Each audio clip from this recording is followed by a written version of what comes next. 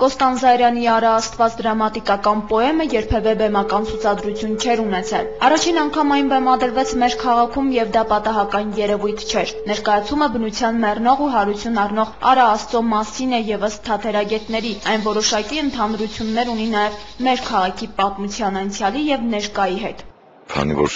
ինքը ներկայացումը խոսում է մեռնող եւ հարություն առնող բնության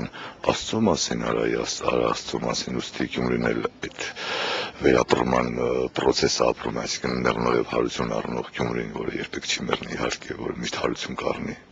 «Արա Աստված» դրամատիկական պոեմը Նաիրի Զարյանի «Արա Գեղեցիկ ու Շամիրամ» ստեղծագործության հետ առնչություն չունի։ Թերևս միակ ընդհանրությունն առասպելական սյուժետային գիծն է, սակայն այստեղ առավել շատ է աստվածայինն ու ներկայացումն այս տեսակետից առավել երկնային է, քան երկրային։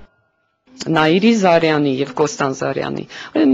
դա պատմական, այսինքն իրողությունը դարձված է, գեղարվեստորեն ներկայացված է Նաիրի Զարյանի մոտ որպես արքան փառաբանված է որպես հերոս, Շամիրամ որպես բոբոշ, հրեշ, բացասական կերպար, անբարո կերպար, իսկ այստեղ Կոստանդզարյանը ինքը ավելի բարձր մակարդակով է գրել այս ամեն ինչը ներկայացրել, Կոստանդզարյանի եւ Նաիրի Զարյանի Արա Աստվածը եւ Արա Գեղեցիկը բացարձակ իրար հետ նմանություն չունեն։ Իսկ հիմնական գաղափարախոսությունն ու նպատակն այն է, որ նման ներկայացումների միջոցով ազգը կարողանա հասկանալ ու գիտակցել, որ տարիների ընթացքում բավականին հեռացել է իր արմատներից։ Այն նաև կոչ է ժողովրդին իր կորցրածը վերագտնելու։ Բեմադրիչը գործի յուրահատկությունն ընդգծելու նպատակով հետաքրքիր լուծում էր տվել ներկայացմանը։ Շամիրամի դերակատարները 3 էին, եւ նրանցից յուրաքանչյուրը մարմնավորել էր Ասորեստանի թագուհու կերպարը յուրովի։ Ամենակարևորն այն է ինձ համար, որ Շամիրամը ներկայացվում է կին, որպես կին, այսինքն Նաիրի Զարյանի Շամիրամի հետ սա կապ ունի, սա դից է, ավելի ճիշտ Կոստանդզարյանի հենքից ելնելով Արա Աստվածի, եւ Շամիրամը ներկայացվում է որպես նորմալ կին։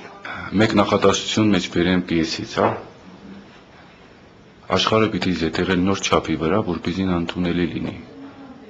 Այսօր ինձ այդ ժամանակն է եկել, որ մենք պետք է գիտակցենք, որ մենք պետք է մեր ազգային այսպես մտածելակերպի մեջ նույնիսկ նորություններ մտցնենք, այն ինչը որ եղել անցել է հիմա չի ընդունվում, դա պիտի ծալենք տնենք, ոչ թե պարկաբեկելով, այլ մենք կողքի պիտի տնենք ազգային նոր մտածելակերպ ծնենք։